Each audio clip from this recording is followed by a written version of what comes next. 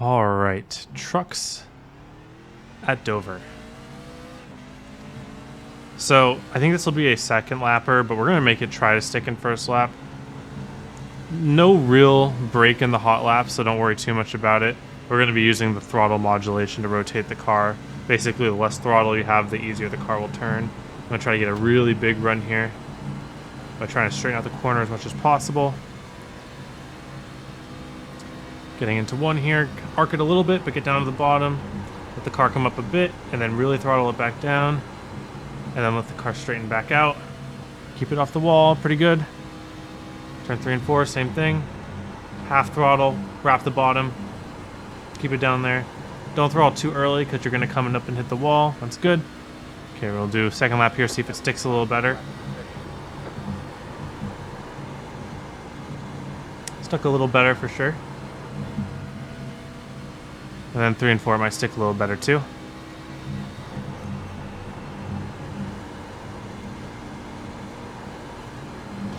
Keep it a little lower than last time. That's going to be the toughest part coming off of 4. So don't pay too much attention to the lap time because track temperature is very dependent, or lap time is very dependent on track temperature here. So like in another session, it was a colder track and I ran 0.2 faster, even though that was just about as executed well. So we'll take a look at that real quick. So going into turn 1 here, you can see that I'm really trying to get my left side pointed at the apron before this transitions into a turn. So you can see I'm still on straightaway, right there. You can see where that hill begins to drop. You want to get all of your turn towards the bottom before that hill drops. So I point my nose and then I hit the hill. And then it's easier to get to the bottom there. Holding only half throttle, 60% maybe. Letting the car come up a smidge, but as it turns back down, that's when I force the throttle. And then I let the car slide up. You can tell that it's going to get a little bit loose because my car doesn't diamond. If your car diamonds, then you're going to be pretty confident that you're going to make the exit. But if the car doesn't diamond and just slides up to the wall, you're in for a bit rougher of a ride. And you just got to make sure to counter correct that looseness right when it happens. So I was able to counter correct it because I knew it was going to happen. So I get down here. I slide up. I'm like, okay, back on throttle. Car doesn't come back down. I'm like, well, I'm about to get loose. So when the car gets loose, I like instantly snap so that it saves it and I don't really lose anything from it. So you just got to be knowledgeable of what leads to getting loose. Same exact thing with 3 and 4, to be quite honest with you. It didn't do much of anything different. It didn't slide up quite as much here. It stuck a little bit better, maybe because of the shade. So I was able to full throttle and it really stayed to the bottom a little better. But you can see again, that looseness. You just got to know that it's coming because my car starts to slide up right here. And I can see that I have a lot of turn left. And my steering wheel is at about right there. And I'm like, okay, I'm going to need to turn a little bit more to make the exit, but I know that's going to get me loose. So it gets me loose, but then I turn again, but then it gets me loose. But really, no brake technique with this one here.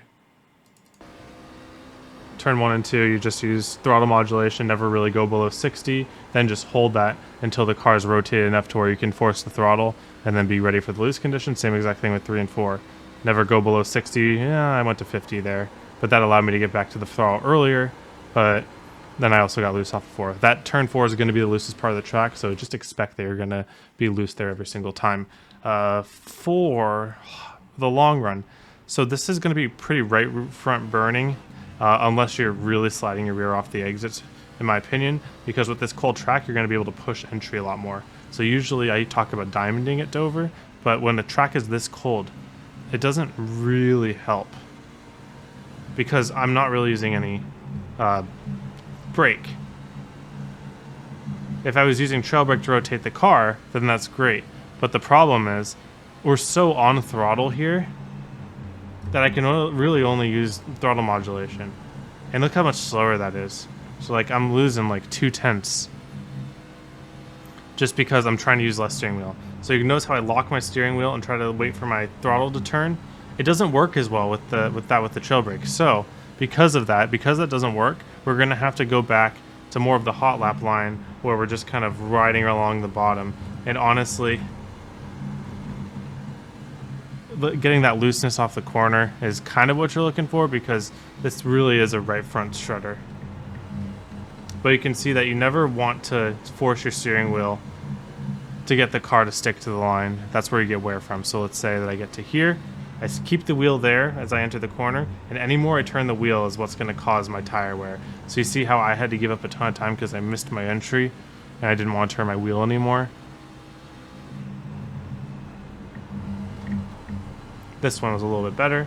Diamonding, getting back down. It's a decent run off the corner. Now let me show you.